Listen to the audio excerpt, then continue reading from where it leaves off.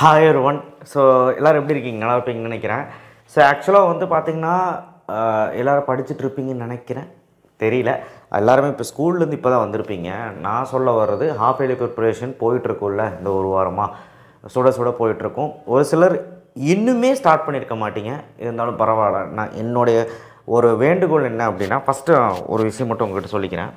10th standard December 10, 11th 12th December 9 நம்ம half yearly start ஆக போகுது. இது நிறைய பேர்த்துக்கு எல்லாத்துக்குமே தெரியும், இல்லைன்னு சொல்ல. பட் ரீகால் பண்ண வேண்டிய ஒரு நிலைமையில் இருக்கேன். ஏன்னா நிறைய பேர் இன்னுமே அந்த எக்ஸாம் ஃபியர் இல்லாமல் இருக்காங்க. ஏன்னு தெரியல, ஃபியராக கூட சொல்ல, அந்த சீரியஸ்னஸ். ஸோ அதுக்காக தான் இந்த வீடியோவை போட்டது. பட் இப்போ நம்ம வந்து டிப்ஸு கொடுக்குறது, இப்போ இம்பார்ட்டன்ட் கொஷின் கொடுக்குறது, லாஸ்ட் மினிட் கொஷின் கொடுக்குறதெல்லாம் வேஸ்ட். ஏன்னா இன்னும் 2 நாள் தான் இருக்குது. இந்த சாட்டர்டே சண்டே நம்ம என்ன பண்ணலாம் அப்படின்னா, மேக்ஸிமம் தமிழ் படிக்கவே ட்ரை பண்ணுங்கள், சரிங்களா? 10th ஸ்டாண்டர்டு மட்டும் சண்டேவும் மண்டேவும் நீங்கள் தமிழ் படிங்க. நாளைக்கு ஒரு நாள், இன்றைக்கி வந்து 10th ஸ்டாண்டர்டுக்கு நான் சயின்ஸோ லாஸ்ட் மினிட் கொஷினோ சோசியல் லாஸ்ட் மினிட் கொஷினோ ஏதாவது போடுறேன், படிங்க. இல்லை மேக்ஸில் போட்டு பாருங்கள், நம்ம லாஸ்ட் மினிட் கொஷின் போட்டிருக்கோம், அதையாவது போட்டு பாருங்கள். ஸோ 10th ஸ்டாண்டர்டை பொறுத்த வரைக்கும் சாட்டர்டே வேணால் சண்டே மண்டே தமிழ் படிக்கிறம்பிங்க, சரிங்களா? நல்லாயிருக்கும். ஏன்னா டியூஸ்டே நமக்கு exam. And right, Saturday Sunday வந்து 11th 12th வந்து தமிழ் படிக்க ஆரம்பிச்சுக்கோங்க. சார் 2 நாள் தமிழுக்கு எனக்கு வேண்டாம், சண்டே எனக்கு போதும் அப்படின்னு நினைக்கிறவங்க கண்டிப்பாக சண்டே எடுத்து படிச்சுக்கோங்க. சாட்டர்டே வந்து என்ன படிக்கிறீங்கன்னா, இது வரைக்கும் எந்த சப்ஜெக்ட் தொடலையோ, அதாவது maths, physics, chemistry, computer, biology எது சரியாக தொடலையோ, எது சுத்தமாக தெரியாதோ அந்த சப்ஜெக்டில் நம்ம இம்பார்ட்டன்ட் கொஷின் எடுத்து ஏதாவது ஒரு 2 லெசன் முடிக்கிற வேலையில் பாருங்கள். பெரும்பாலும் நாளைக்கெல்லாம் ஸ்கூல் இருக்காது. இருக்கிறவங்க போயிட்டு வாங்க, இல்லாதவங்க வீட்டில் உட்காந்து தயவுசெய்து படிங்க. ஸோ வீட்டில் உட்காந்து காலையிலேருந்தே ஷெடியூல் போட்டு படிங்க, சரிங்களா? இப்போ உதாரணத்துக்கு காலையிலேருந்து ஷெடியூல் போடுறோம் அப்படின்னா, ஒரு 8 மணிக்கு ஷெடியூல் போட்டுக்கோங்க. 8 to 10 ஒரு ஷெடியூல். அதுக்கப்புறம் 11:30 to 1:30 ஒரு ஷெடியூல். அதுக்கப்புறம் 2:30 to ஒரு 3 to ஒரு 5:30 வரைக்கும் ஷெடியூல். அண்ட் லாஸ்ட்டாக 6:30 to 9 to ஷெடியூல். இந்த மாதிரி ரவுண்ட் ஆஃப் ஷெடியூல். ஐ மீன் நீங்கள் சுற்றியுமே படிக்கிற மாதிரி இருக்கிற மாதிரி பாருங்கள். அண்ட் பீஸ்ஃபுல்லாக படிங்க. ஏன் நான் சொல்கிறேன்னா, ஹாஃப் இயர்லி எக்ஸாம் ரொம்ப முக்கியம். அதுதான் நான் சொல்ல வரேன். நான் இப்போ சொல்கிறது கேட்டு நிறைய பேர் பயப்படுத்துகிறேன்னு சொல்கிறீங்க. ஆனால் சத்தியமாக நான் பயப்படுத்துறதுக்காக சொல்ல. இது வந்து நான் சொல்கிறனால நிறையா மாணவர்களுக்கு இன்புட்டாக போய் சேருது. சார் சொல்கிறாரு, ஓகே நம்ம படிக்கணும், அந்த ஒரு பயம், படிக்கணுங்கிற ஒரு பயத்திலே படிச்சிடுறாங்க. மித்தபடி உங்களை த்ரெட் பண்ணுறதுக்கெல்லாம் நான் எதுவுமே சொல்கிறது கிடையாது. விழிப்புணர்வுக்காக தான் சொல்கிறது, சரிங்களா? ஸோ அதனால் பிளான் பிரகாரம் பண்ணிக்கோங்க. தமிழ் எப்போ ஸ்டார்ட் பண்ணலான்னு. இங்கிலீஷ் சார் அப்படின்னு கேட்டால், இங்கிலீஷ்க்கு லீவ் இல்லை 11th 12th.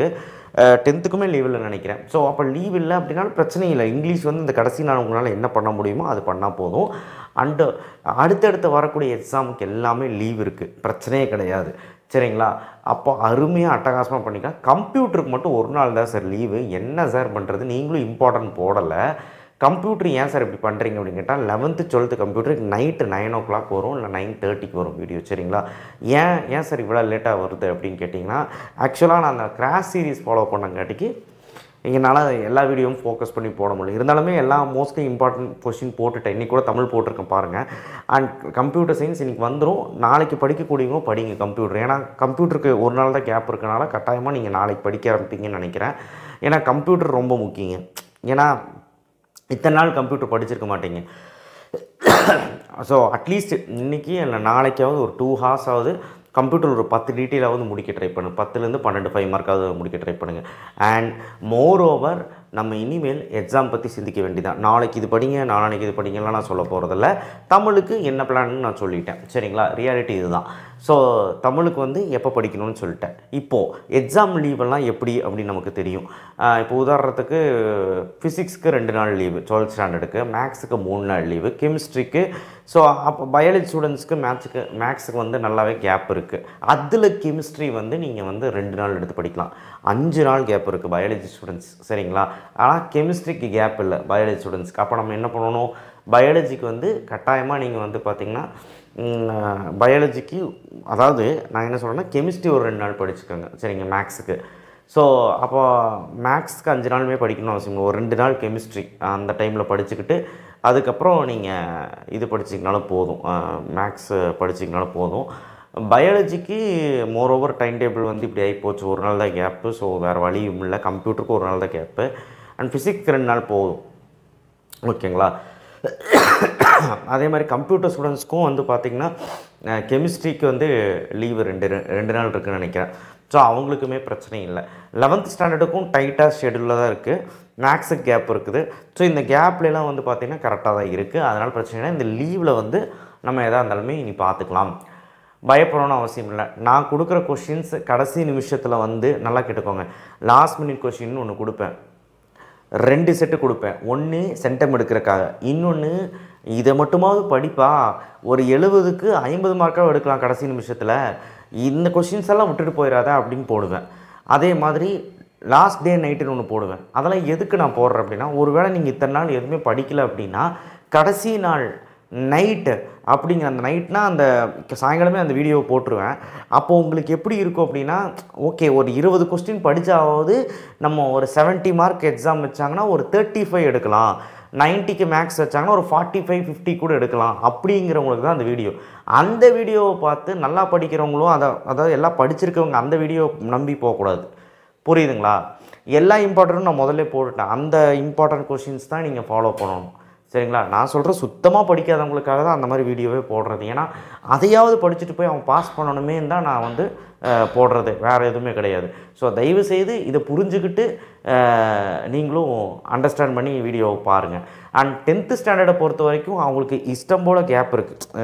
ரியாலிட்டி வந்து எல்லா எக்ஸாமுக்குமே அவங்களுக்கு கேப் இருக்குது. ஸோ அதனால் நீங்கள் பொறுமையாகவே இருக்கலாம். இன்றைக்கும் நாளைக்கும் உங்களுக்கு சயின்ஸோ சோசியலோ மேக்ஸோ நீங்கள் ரிவிஷன் பண்ணலாம் திரும்பவே. அதே மாதிரி சண்டேவும் மண்டேவும் நீங்கள் வந்து தமிழ் படித்தா போதும். ஓகேங்களா? இதுதான் ரியாலிட்டி. அண்ட் யாருமே பேனிக் ஆக தேவையில்லை. நான் ஒன்றுமே படிக்கலை, நான் இனிமேல் தான் ஸ்டார்ட் பண்ண போகிறேன் அப்படிலாம் யாருமே பேனிக் ஆக தேவையில்லை. ஏன்னா முடிஞ்சு போச்சு. இனிமேலாவது நம்ம அவுட்புட்டை கொடுப்போம். நம்ம இத்தனை நாள் வந்து படிக்கலைனாலும் பரவாயில்ல, இந்த எக்ஸாம் டைமாவது எக்ஸாமுக்கு முன்னாடியாவது ஒரு சில கொஷின்ஸ் படிச்சுட்டு போய் எழுதுவோம் இல்லையா, அந்த மாதிரியாவது எதாவது பண்ணுங்கன்னு தான் சொல்கிறேன். இது எல்லாம் இப்போ சொன்னதெல்லாம் ஆவரேஜ் அண்ட் பிலோ ஆவரேஜ் ஸ்டூடெண்ட்ஸ்க்கு. நல்லா படிக்கக்கூடிய ஸ்டூடெண்ட்ஸ்க்கு ஆல் தி பெஸ்ட் மட்டுமே தான் நான் சொல்லுவேன். ஏன்னா அவங்களுக்கு நல்லா படிக்கக்கூடிய ஸ்டூடெண்ட்ஸ் ஆல்ரெடி எல்லாம் ப்ரிப்பரேஷனில் இருப்பீங்க.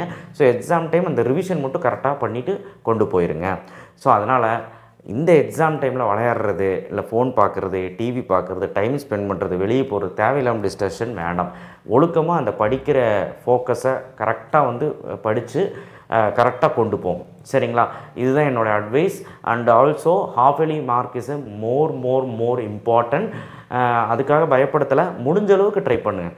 ஒரு வேளை ஃபெயில் ஆகிற மாதிரி நிலைமை வந்தால் பாஸ் பண்ண ட்ரை பண்ணுங்கள். ஒரு வேளை உங்களால் 400 மார்க் எடுக்க முடியும்னா எடுக்க ட்ரை பண்ணுங்கள். 350 எடுக்க முடியும்னா எடுக்க ட்ரை பண்ணுங்கள். எவ்வளோ முடியுதோ அதுக்கு தகுந்த மாதிரி ட்ரை பண்ணுங்கள். சரிங்களா? அதை விட்டுட்டு கீழே போயிடாதீங்க. ஓரளவுக்கு ட்ரை பண்ணுங்கள். இதை வச்சு நம்ம பப்ளிக்கை பார்க்கலாமான்னு கேட்டால் பப்ளிக்கில் இதை விட அதிக மார்க் வரும். பட் இது ஒரு அவுட்புட் நமக்கு தெரிஞ்சிடும். நம்மளுடைய செயல்பாடு என்னென்னு தெரிஞ்சிடும். இத்தனை நாள் நம்ம என்ன பண்ணியிருக்கோங்கிறது ரிசல்ட்டு தெரிஞ்சிடும் ஆஃப் இயர்லியில். ஸோ அதை வச்சுக்கிட்டு அடுத்த 2 மாதமாவது பப்ளிக்கில் நல்லா படிங்க. அவ்வளோதான். மித்தபடி இதில் ஒரி பண்ணுறதுக்கெல்லாம் எதுவும் இல்லை. சரிங்களா? Anyway thank you. ஷேர் பண்ணுங்கள், சப்ஸ்கிரைப் பண்ணுங்கள், மறக்காமல் பெல் ஐக்கான் ப்ரெஸ் பண்ணுங்கள். ஹாஃப் இயர்லிக்கு எல்லா இம்பார்ட்டண்ட்டும் எல்லா வீடியோவும் வாட்ச் பண்ணுங்கள். உங்கள் ஆதரவு இல்லாமல் நான் இல்லை. வாட்ஸ்அப் சேனல் லிங்க்கில் வந்து ஜாயின் பண்ணுங்கள். அண்ட் இன்ஸ்டாகிராம் ஐடியில் ஃபாலோ பண்ணுங்கள். எல்லா வீடியோவும் வாட்ஸ்அப் சேனலில் வரும். அண்ட் கம்ப்யூட்டர் மட்டும் லேட் பண்ணதுக்கு சாரி. அண்ட் நைட்டு போட்டுறேன். தேங்க்யூ. நான் சொன்ன மாதிரி ஃபாலோ பண்ணி பாருங்கள். தேங்க்யூ.